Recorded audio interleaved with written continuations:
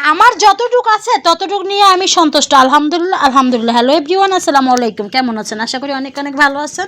প্রথম কেন এই কথাটা বললাম, দেখেন আমার কি নেই বলেন তো, শহরে থাইকা যদি এরকম মুরগি পালন করতে পারি, গাছগাছালি লাগাইতে পারি, তো এর থেকে আর কি আছে বলেন তো। আর আমার তো দেশে যাওয়ার অনেক শখ, আর যেহেতু আমি একটা জায়গা কিনছি, আমি নিজে বাড়ি করে যদি আল্লাহ আমার একদিন তৌফিক দেয়, খুব শিগগিরই আমি চলে যাব, কারণ আমার আর ঢাকা শহর ভালো লাগে না।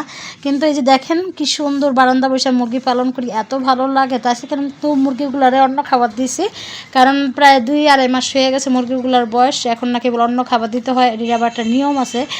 4 মাস পর্যন্ত এই খাবারটা খাওয়াতে বলছে, যার থেকে মুরগি আনছে উনি আবার এই অভিজ্ঞতা ভালো বোঝে।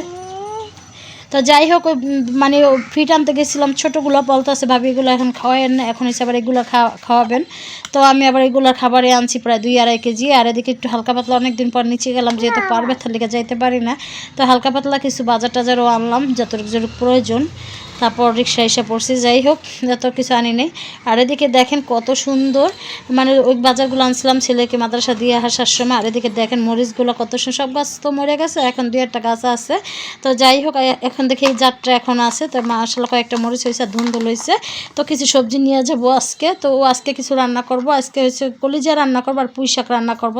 আর এমনিও কিছু সবজি নিয়ে গেলাম। আর দেখেন পুঁই শাকগুলো, গাছের পুঁই শাক, কী যে দেখতে শান্তি, খেতে যে এত মজা, মানে একবার নরম সফট হয়ে গেছে। আর এদিকে কিছু ধনিয়া পাতা নিয়ে যাব। যে আমি কিন্তু 12 মাস এই ধনিয়া পাতা যতটুকু খাই আলহামদুলিল্লাহ নিজের গাছেরটা খাইতে পারি।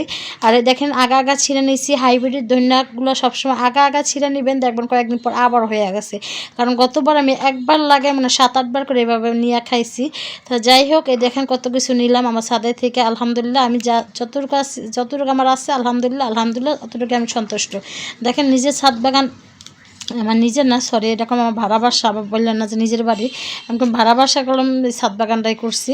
তো যাই হোক, যেহেতু আমার বাড়ি এলাকাটা অনেক ভালো, মানে ওরকম কিছু বলে নাই এখনও পর্যন্ত, জানি না আবার কবে কী করে ফেলায়, তখন তো আমার মাথাটা নষ্ট হয়ে যাবে। কারণ অনেক টাকা খরচ করছি ছাদের পিছনে, গাছের পিছনে অনেক ফল গাছ নিয়ে লাগাইছি।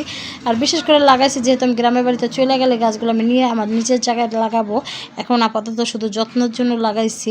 আর এই যে কলিজাটা দিয়েছিলাম আমার মেজো বোনে, তো এখন আমি রান্না করতেছি। তো আজকে ভাবলাম কলিজা ভুনা করি আর ছাদ বাগানের শাক রান্না করি আর ধুন্দুল দিয়ে কালকে আবার যে কোনো একটা মাছ রান্না করব, বেগুন আবার কালকে যে কোনো একটা ইয়া করবো, ভর্তা করে নিব। তো যাই হোক, দেখেন আমার সুন্দর করে একটা কালার আসছে। আর আমি কলিজাটা অবশ্যই সিদ্ধ করে পানিতে ফালাই নিয়েছি, তা নাহলে কালার কালার হয়ে যায় রান্নার পরে। আর আমার কলিজাটা দেখেন কালার হবে না, কারণ বেশি করে আমি অনেকক্ষণ সিদ্ধ করি। সিদ্ধ করলে কি একবার যত বিষাক্ত রক্তটা আসে না, ওদিক থেকে ফালানোরই ভালো। আর এই দেখেন আমার গাছের পুঁই শাক কত সুন্দর একটা কালার আসছে, খেতে যে এত মজা হয়েছিল বিশ্বাস করবেন না। তো যাই হোক, এদিকে হলো এই যে আমার কলিজাটা ভুনা হয়ে যাইতেছে, আর একবার ভুনা ভুনা করছি। তো ভুনা ভুনা করার পর হলো খাওয়া দাওয়ার পর হলো আমি আবার ছাদে চলে গেছিলাম। তো ছাদে যাওয়ার পর সুন্দর করে দেখেন আমার কামরাঙ্গা গাছে হলো ফুল ছেড়ে দিছে, মাশাআল্লাহ বলবেন সবাই। আর আজকে কিন্তু অনেক খরা হয়েছে আলহামদুলিল্লাহ।